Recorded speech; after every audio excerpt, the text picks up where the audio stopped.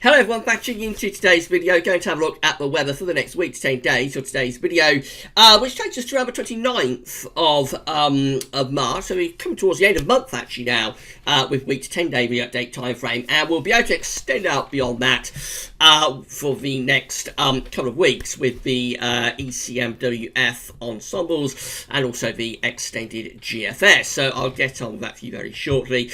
Also have a look at the end of the video at the Beijing Climate Centre. It's 40 days, and that takes us pretty much to the end of April.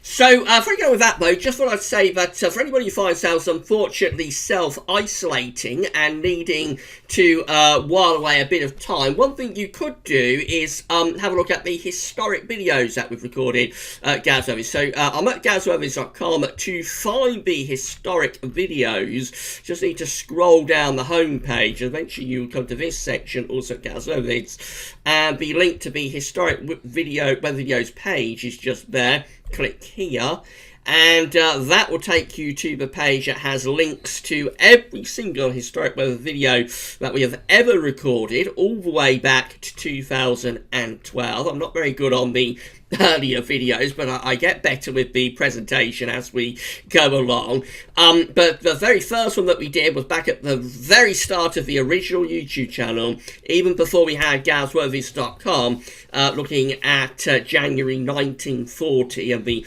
ice storm that occurred at the end of January 1940.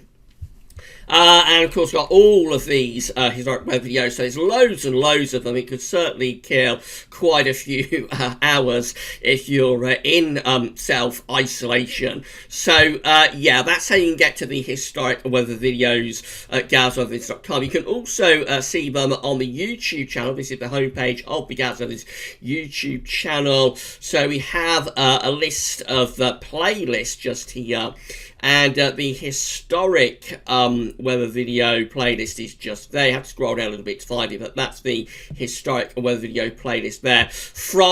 They're from 2014 to present to 2019. The last one was Christmas Day 2019. Of course, we've had the two YouTube channels. So these are the historic weather videos from 2014 to 2019. You can also, though, find a playlist for the historic weather videos from 2012 to 2014, the original on the original YouTube channel. It's a Star Wars channel now, the Gavin Partridge channel, but we have got a playlist there for the original historic weather videos on the first YouTube channel as well. So it's easy enough to find the historic weather videos, and it does give you the option of being able to sort of use up a few hours if you find yourself self-isolating and stuck indoors and not able to do very much. So if you want to, you can have a look at those historic weather videos over the two YouTube channels, or they are all, the links to all of them are on the historic weather videos page at GavsWeathers.com. There's loads and loads of them to choose from. Some of them are really quite interesting watches, even if I do say so myself. Talking of YouTube, we've also had a poll running on the community page at the GavsWeathers YouTube channel. So, just a bit of fun. A couple of days ago, I released the verification of the GavsWeathers Winter 2019-2020 forecast. And I put this out. I said, I have just released the GavsWeathers Winter 2019-20 forecast verification video, and this now closes the door once and for all on winter 2019-2020. But are we saying good riddance to the winter of 2019-20, or are we saying that we're sad to see it go? And 86% of GavsWeathers viewers and followers are saying good riddance to the winter just gone, and only 14% are sad to see the winter go. So it definitely seems as though the vast majority of GavsWeathers viewers didn't enjoy the winter just gone at all, and are pleased that we're finally rid of it. But anyway, if you want to take part in that poll, then you can come to the GavsWeathers community page on the YouTube channel and vote in that. And there are going to be various polls and posts put on this community page over the next few days and weeks. So that's something to keep everyone entertained as well, hopefully. Right, moving on with video then, and just going to start off with the situation in the Stratic. Of course, we've been talking about this a lot lately in the video, so we are getting this stratospheric warming is going to intensify further over the weekend, and we are going to see quite an intense warming of the stratosphere at 10 HPA as we get through to the weekend. This is the latest from the JMA. This is showing current temperatures set against the long-term average at 10 HPA over North Pole. At this point of the year, the grey line shows that temperatures should be lifting up, and black line shows that indeed temperatures have lifted up quite significantly already. So we're just shy of minus 30 at the moment in terms of temperature at 10 HPA. That's going to go up more over the next couple of days, and by the weekend we will probably find ourselves up here somewhere. So a very, very significant warming of the stratosphere is currently taking place and is going to intensify further at 10 HPA over the Arctic and the North Pole in the next few days. If you go low down to 30 HPA, which is closer to the troposphere, still cold and average there. Temperatures are lifting up at this level of the stratosphere as well, but we're still under the grey line. We're still under trend at the moment. This black line will lift up further. In a few days it will meet the grey line, and then after that I think it will lift up beyond the grey line. Won't warm up as much though. The temperature at 30 HPA as it goes to at 10 HPA. So just how much impact this stratospheric warming has on the tropospheric level, that's one of the big unknowns at the moment. So these are the this is the temperature currently in terms of what the temperature is doing at 10 HPA in the stratosphere over the Arctic and North Pole. This is from MeteoSeal via the GFS, and you can see that yes, at the moment we've got these yellow, green, and just sort of borderline orange colours beginning to infiltrate into the Arctic and into the North Pole itself. And over the next couple of days, that's going to strengthen and intensify further. The red colours turning up there as we get through the weekend into the early part of next week. This is when the stratospheric warming reaches sudden stratospheric warming type levels and very intense warming of the stratosphere there, with temperature going up to around freezing actually, or maybe a little bit above it just there. When those red colours turn up, that shows you that something very significant is taking place in terms of the temperature at 10 HPA. That lasting to the early part of next week. We can't maintain those temperatures very long. Of course, they ease off as we go through next week. But by that point, excuse me, by that point, the damage will have been done. And yes, the temperature is going to be very significantly rising in the coming days at 10 HPA. That's going to have a real knock on the knock-on effect on the polar vortex at its roots in the stratosphere, but how much impact it has on the troposphere, that of course remains to be seen. This is how the ECMWF is forecasting things at 10 HPA. This is for the 24th of March, so just to the early part of next week. Again, you can see that we are expecting this very significant warming of the stratosphere to be taking place. The orange and red colours are sitting over the top of the North Pole, actually, where we've got this black X. That's where the North Pole itself is, so temperatures will be lifting up to around minus 20 to minus 10, something like that. A really, really significant warming of the stratosphere taking place as we go through the weekend and into the early part of next week. Going to be lower down to 30 HPA, and we can see the 30 HPA level on this chart from the University of Berlin as well. This is how things are looking on the 24th of March. So by then we do see signs of this warming, more over towards the Russian and Siberian side of the Arctic. There it is. So lower down to 30 HPA, closer to the troposphere, we are seeing signs of this stratospheric warming taking place. The North Pole itself is seeing the temperature lifting up, so going to around minus 50, something like that. But this warming never really infiltrates into the North Pole, actually, at 30 HPA. So in 2 weeks' time, in 10 days' time, I should say, 28th of March, this is how things are looking. So by then, those red and orange colours have gone. We've just got these paler blue colours. So still quite cold with the temperature at 30 HPA, actually. And as I say, it doesn't look like this warming is going to impact the 30 HPA level all that significantly. So it's a bit of an unknown, actually, this, how much impact this stratospheric warming is going to have actually on the troposphere. And time will tell on that, of course. The wind and fluxes chart from the ECMWF via the University of Berlin looks like this. So 1 HPA, just here, right up the very top of the stratosphere, as far as you can go, is 1 HPA.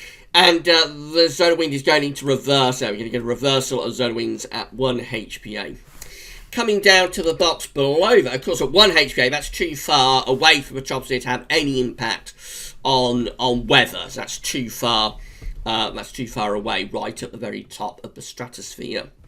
But going lower down to 10 HPA, in this box just here, we can see that from the blue line just there, that's 10 HPA. So we're going to get a quite significant reduction in the strength of the zone of wind at 10 HPA, but not quite sending it into reverse. Don't quite get a reversal of zone of winds at 10 HPA. And as far as 30 HPA is concerned, just a little bit of a reduction of the zone of wind at 30 HPA, but not much, actually, not much of a reduction of the zone of wind at 30 HPA. So could it be that the polar vortex, this polar vortex of doom, that has been the engine that has driven this phenomenally zonal and westerly winter and has thrown all of these areas of low pressure at us over the past several months? Could it be that somehow or other this polar vortex of doom is actually going to survive this southern stratospheric warming? It's too early to say that, and we are going to see an end to this polar vortex before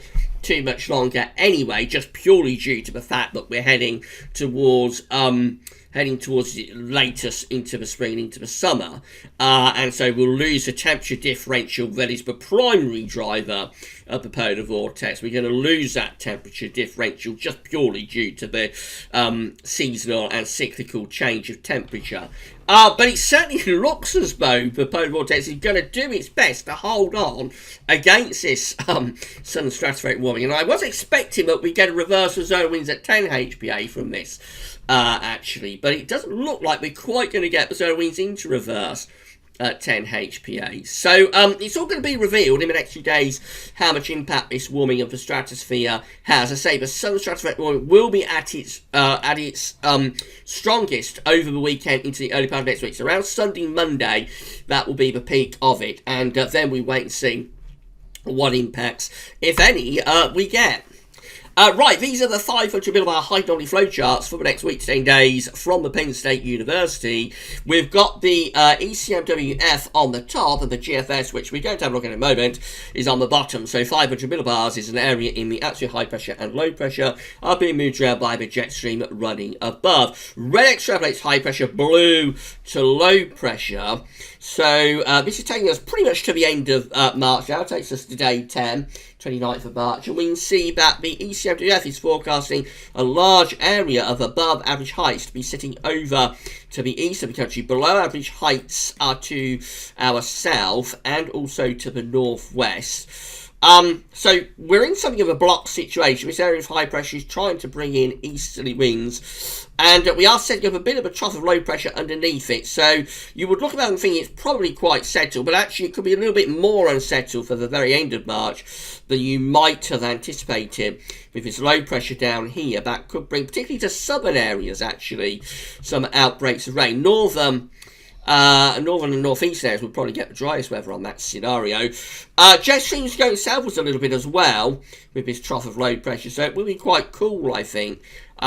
Maybe even a little bit on the cold side as we move towards the end of March, and possibly slightly more unsettled. The GFS is very similar, but it is stronger with that ridge. It makes more of a ridge and has it closer to us. The troughs of low pressure are pushed further southwards. That's taking the very unsettled weather, and it is actually very unsettled weather, down into the Mediterranean.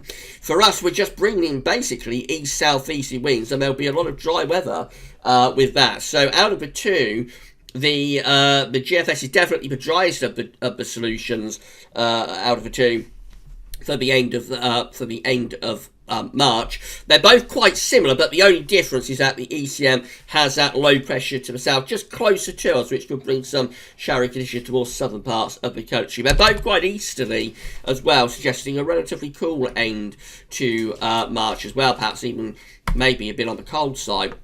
These are the GFS upper air temperature and precipitation ensembles for the next couple of weeks. On Aberdeen today, red line is a 30-year upper air temperature average for Aberdeen. Quite chilly at the moment. Temperatures are going to lift up as we go through into the early part of next week. It will become quite mild, particularly for northwestern parts of the country early next week. And then the temperature slides away again. Nothing notably cold showing up here, but definitely quite cool, I would suggest, as we go through this last week of March. And again, the situation remains one of significantly drier weather than we've had for quite a long time. That's just got the high pressure sitting to our east and northeast, of course. So the next few days, loads of dry weather coming up. Some showery rain just there sometime around the sort of early to middle part of next week, perhaps. And then quite dry again, really, through the closing days of March and into the opening days of April. Certainly nothing particularly wet to concern us for this final period of March. Temperature anomalies on the 19th, 27th of March are a little bit below average. It does look rather colder than average in the week ahead. That'll be most notable at night, where skies are clear. Could get some quite significant frost. And even tonight, we might get the temperature down to -10 in the Scottish Glens, can you believe? That's lower than any temperature that was recorded at any point through last winter, I think, and we're at the 19th of March. So there will be some quite significant night frost coming up in the next few nights, where skies are clear. Skies are cloudy, but of course that acts as a blanket, and we don't radiate the heat away. But where skies are clear, definitely the chance of some quite significant frost, and dry too from the 19th, 27th of March. The anomalies are looking significantly drier than average for most of us. That's how the GFS is looking for Sunday. We have high pressure over Scandinavia, and we're bringing in an easterly wind on Sunday. So we'll be quite cold over the weekend. Into the early part of next week, the Atlantic has a go at bringing some weather systems back to us, but they mainly just graze the north and west of Scotland and possibly Northern Ireland. Most places are actually under this ridge of high pressure and looking relatively dry. The wind is shifting more towards the south-southeast, so it turns milder through the early part of next week, although there could still be night frost. And then through the middle part of next week, the Scandinavian high kind of reorganises itself, re-strengthens, and that pushes wind back into the east, northeast. So this is where the drop in temperature is coming from, probably through the second half of next week. Then we run up towards day 10, and we start looking increasingly blocky here, aren't we? So we get to day 10, which is Sunday the 29th of March. We have basically got northern blocking now. We've got high pressure towards Greenland, Iceland, and also to the North Scandinavia. Low pressure is to our south.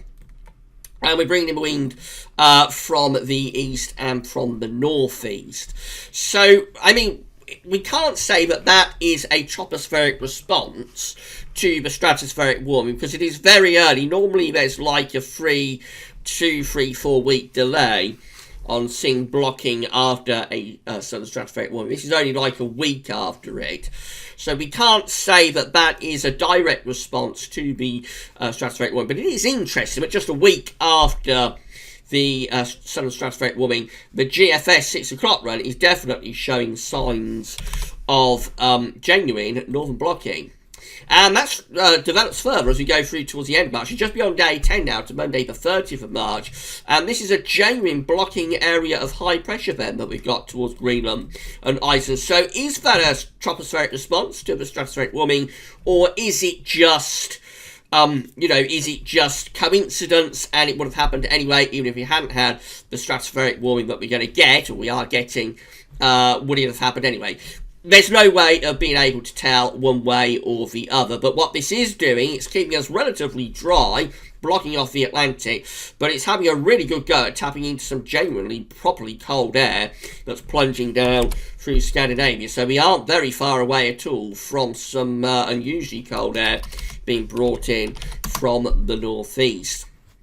And that's how we look at 300 hours wave, which takes us to the last day of March. At this point, again, we are well within cold air, and the coldest of the air is still sitting just to our northeast, but we have got -10 Celsius ice firm into Scotland, which is relatively unusual to get that on the last day of March, of course. moving out to 224 hours out. That's how we look. Still pretty cold, really, across many parts of not just the UK, but much of northern Europe as well. And as we get towards the very extended range, very end of this GFS run, eventually we start seeing this high pressure slipping down over the country through the opening days of April. That's how we finish up. So we're going to have a go at reintroducing some milder air from off the Atlantic there. But definitely a really cold end to March and beginning of April via a genuine northern blocking on this 6 o'clock GFS run. And as I say, we can't say 100% that that's a tropospheric response to the stratospheric warming. It could just be coincidence. So we should just see how that develops. It could be that the GFS is off on a tangent as well, and we won't get that level of blocking appearing around Greenland. This is how the GEM is looking. So high pressure over Scandinavia, winds in from the east on Sunday. It's only going to be quite a chilly weekend, but mainly dry. Early next week, weather systems have a go pushing in from the Atlantic, but they're mainly restricted to the north and west. Although we do push this one through on Wednesday, this brings a band of rain across the country. And then we go into sort of a gently unsettled pattern, really, with low pressure out to the west and southwest, high pressure to the east-northeast. Looks like the GM is also turning things increasingly blocky by day 10.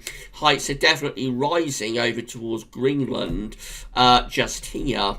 And that's starting to push the jet stream and these areas of low pressure southwards.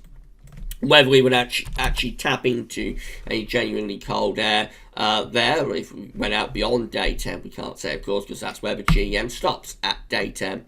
And the ECM looks like that, winds in from the east on Sunday, dry but quite chilly over the weekend. Early next week, weather system brushing into the northwest of Scotland, bringing some showery outbreaks of rain. And then we have a weather system moving down across the country Wednesday and Thursday. That does bring some showery rain through the middle part of next week. Then we have a go at getting back towards high pressure. That's how we look with the ECM as we get to day 10. Again, very similar to what the GM is showing and the GFS in some ways. Heights are definitely rising to our north. We are beginning to see signs of some northern blocking. Low pressure is starting to get pushed southwards with the jet stream. If we was like 29th of December or 29th of January, I think a lot of people would be starting to get quite excited about how the charts are looking at day 10 with this increasing blocking signal. Of course, we're the 29th of March, so it's very difficult by the time you get through to early April, but not impossible, but very difficult to get it really cold and to get snow. But in some cases, you can get snow in April, and you certainly get quite significant frost still in April as well. So we do need to be watching out for where this is going as we move from March into April. This is the option that's on the table within the ECM ensembles today for day 10, which is the 29th of March from the Icelandic Met Office. Have 51 out of 51, all members of the ECM ensembles are building up a ridge close to Greenland, also have a ridge over towards Scandinavia, so increasing the northern blocking signal essentially as we get through to day 10, with a trough of low pressure sitting to our south. That could bring unsettled conditions, particularly to southern and western parts of the country. Of course, the main thing is the blocking setting up to the north. Is that going to start to drag in cold air from the beginning of April? In 2 weeks' time, these are the options that we've got. This is the 3rd of April. So by then, we have 28 members of the ECM ensembles with low pressure to our west. High pressure is over and to the east. That's probably reverting us back to milder conditions, if anything, with winds more from south-southwest. But we do have the 23 just here that have high pressure to the north of Scotland and low pressure to the south of England. That's bringing in an easterly wind. Easterly winds are potentially a little bit cold and unsettled, particularly for southern parts of the country. Whether we get any notable northern blocking at the end of March and the beginning of April is up in the air at the moment, if you pardon the pun, and that will be something that we'll be keeping a focus on in the videos, of course, in the next few days. If we do get the northern blocking, it's very late now to pull in anything notably cold, but it's not totally impossible that we could do so. So all eyes will be on whether we get any northern blocking for the end of March and the beginning of April.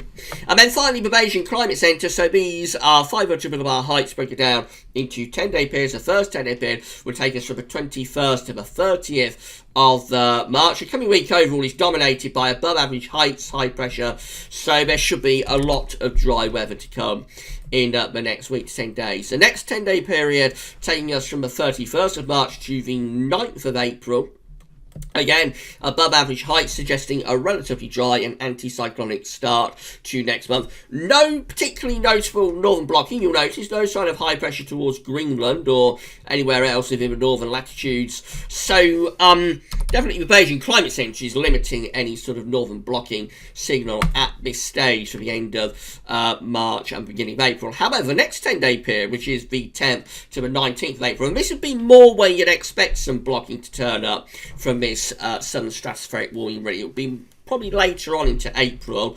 And Beijing Climate Centre does show then some above average heights appearing like into southern parts of Greenland, which could be starting to pull in some rather coldish type air from the northwest. And the final 10-day period takes us from the 20th of April to 29th, so virtually to the end of April.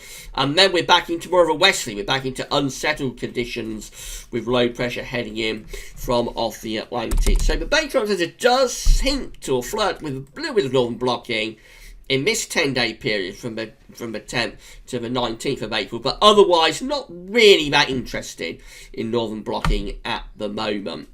So we should wait and see how it's all going to develop, of course, in the next few days. Finally, and lastly, if you've been enjoying the videos lately, please can you consider becoming a patron for Gaz Weathering. So we have got 63 patrons so far. Hello and a big thank you to our 63 patrons. We very much hope you're enjoying the videos and the content that we're producing at the moment. If you would like to become a patron for Gaz Weathering, all you need to do is come to Gaz Weathering's Patreon page, sign up for a Patreon account, assuming you don't already have one, and then give an ongoing monthly donation. Could be anything from $1 a month upwards to Gaz Weathering. You will pull in with all of the other patrons, and that's how you can become an official patron for GazWeathers.com. Alternatively, you can become a PayPal for, you can become a donor for Gaz Weathers via PayPal. So you just come to Gaz Weathers PayPal page and you sign into your PayPal account and give whatever donation you would like to Gaz Weathers. And that's absolutely great. Thanks to everybody who has done that for Gaz Weathers. Whether you do it through Patreon or PayPal, you're going to get a mention in videos. We give you a shout out and we'll say thank you so much for doing that. As long as you want one. If you'd rather stay anonymous, that's no problem. Just let us know. You might want to mention for somebody else. You might want a birthday mention, something like that, or a shout out for your website or business. We're absolutely happy to do that for you, however you want that mention. That's no problem at all. You're helping us to pay for GazWeathers.com and keep the content online. We are primarily ads funded and will be remaining so. But of course, we've got this dreadful situation taking place at the moment with the coronavirus, and it's having a huge impact economically as well as health-wise, so it's causing ad yields to decline very, very dramatically. Actually, at the moment, we are seeing a very, very dramatic decline in ad yields at the amount of money that advertisements on websites and whatnot are paying. So other revenue streams are now very, very helpful for us, including Patreon and PayPal. So I understand, but it's a difficult time for everybody at the moment. But if you can afford to give a donation or to become a patron, that will be hugely helpful to Gaz Weathers at this very, very difficult, very, very difficult time, both medically and also economically. We're going to keep going with the videos. A few people have asked me how things are going. We are going to keep going with videos as long as we can. I understand that a lot of people have got other things on their mind, but I think it's important that we still continue to inform and hopefully entertain everybody as well. So, it's on the news, isn't it, 24/7, and I think it just gives people the opportunity to be able to come to Gaz Weathers, watch the videos, sort of get away from it a little bit, albeit it's always going to be at the back of everybody's minds, of course, but it just gives everybody the opportunity to be able to watch the videos and maybe think of something else for a little while. So we're going to keep going with the videos. We're going to keep recording, we're going to keep uploading for as long as we can, and you'll be able to rely on Galsworth Vids having the videos for you to come and have a watch at during this dreadful crisis. Right, that's it for today's video then. We'll be back tomorrow with JMA Friday, of course, month-end bookhead, and also week 10-day video update as well. So thanks for tuning in, and yeah, more videos upload tomorrow. It's a very extended one today, nearly half an hour. I hope you've enjoyed it. Don't forget to give us a like on the video, give us a thumbs up, let us know in the comments what you thought, and don't forget to subscribe to the YouTube channel, of course. Right, that is all for now though, and thanks for watching.